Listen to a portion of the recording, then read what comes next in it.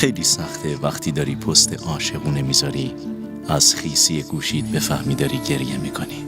واسه شما هم پیش اومده؟ واسه من که پیش نیومده. این قیرتی بازیه چیه؟ منو با بیل زدن تو سرم گریه نکردن. اینجا ایران است.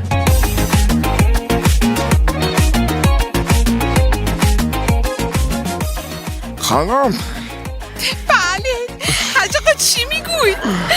برو آرایش کن، لباس خوب بپوش، آشیک کن. منظورت چه؟ آخه بد است که تو داری میمیری من برم آزار تیزار کنم. وقتی زود باش، شاید اسرائیل از تو خوشش اومده به جا من تو رو برد. میمیری از دست راحت شمیلای. اینجا ایران است.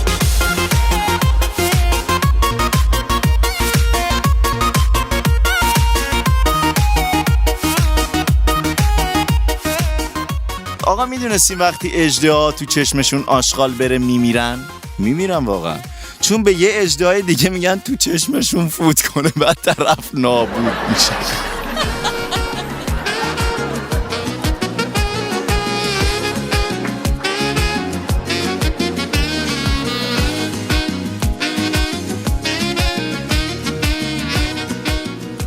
بابام با ماشین تصادف کرده، زنگ زده به من میگه خاک تو سرت کنم. چی شده؟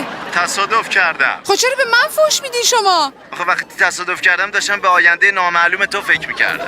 والا اینجا ایران است.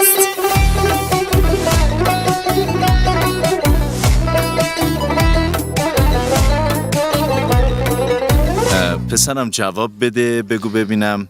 بله چی بگم آقا؟ من دویدم تو دویدی اون دوید مال چه زمانیه؟ آقا اجازه فکر کنم مال همون زمانی که سر کوچه ماندن شله مدن. پاشو برو بیرون. چشم. اینجا ایران است. فاما سوتیا. خانم های محترم، طرز تهیه کادو.